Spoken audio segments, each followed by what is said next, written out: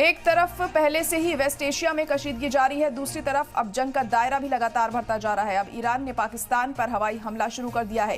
ये air strike Pakistan के बलूचिस्तान में दहशतगर्द तंजीम जैश अल अदल पर की गई है। इस हमले में 2 बच्चों की मौत हो गई जबकि 3 दीगर अफराद जख्मी हो गए हैं। ईरान की मीडिया के मुताबिक पाकिस्तान में बलूचिस्तान में दहशतगर्दों के 2 ठिकानों पर मिसाइल और ड्रोन से निशाना बनाया गया है। ईरान की मीडिया के मुताबिक ये हमले बलूचिस्तान के कुह सब्ज इलाके में हुए थे। इस इलाके को शिद्दत पसंद ग्रुप के सबसे बड़े ठिकानों में से एक माना जाता है और इन हमलों के बाद पाकिस्तान की तरफ से भी सख्त रद्द-ए-अमल सामने आया है। पाकिस्तान ने इसे अपने फ्लाई जोन की खिलाफ वर्जी बताया है और कहा है कि इस हमले के संगीन नतायज हो सकते हैं। पाकिस्तान ने कहा है कि उसने इस वाक़ये पर इस्लामाबाद में तेहरान के टॉप डिप्लोमेट को तलब किया है। ईरान के वजीर खारजा और पाकिस्तान के अबूरी वजीर आजम की हाल ही में दावोस में मुलाकात हुई है, जिसमें ईरानी वजीर खारजा हुसैन अमीर अब्दुल्लाहियन और उनके पाकिस्तानी हममनसब जलील अब्बास जिलानी के बीच सिक्योरिटी ताउन को मजबूत करने के तरीकों पर चर्चा की गई।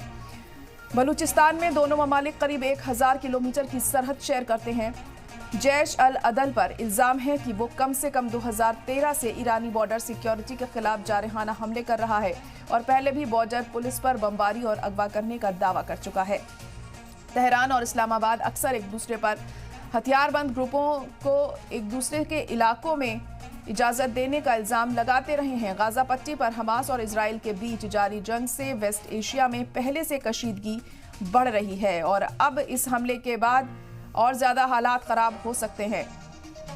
और इस वक्त मिडिल ईस्ट एक्सपर्ट कमर आगा हमारे साथ फोन लाइन पर जुड़ चुके हैं। कमर साहब, बहुत इस्तकबाल है आपका।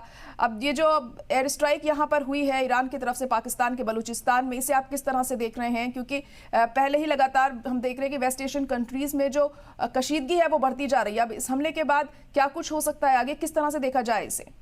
ये काफी वक्फे से 2012-13 से जैश अदल जो है यहाँ पे ऑपरेट कर रहा है ईरान के अंदर, और इन्हीं ने कई जगह पे इनका मेन टारगेट जो होता था ईरानियन सिक्योरिटी फोर्सेस के ऊपर अटैक करना, पुलिस स्टेशन पे और दूसरी ठिकानों पे ये अटैक करते रहते।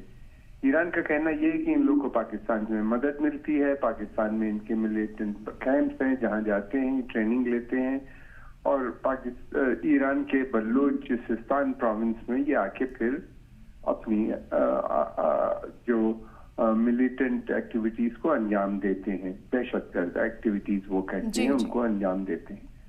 जैश अदल का मानना यह है कि एक सेपरेटिस्ट ग्रुप है, आजादी की लड़ाई लड़ रहा है और वहाँ पे ये प्योर इनकी भी आइडियोलॉजी वही है जो तालिबान की है। ये प्योर सुन्नी इस्लामिक स्टेट बनाने की बात करते हैं वहाँ पे।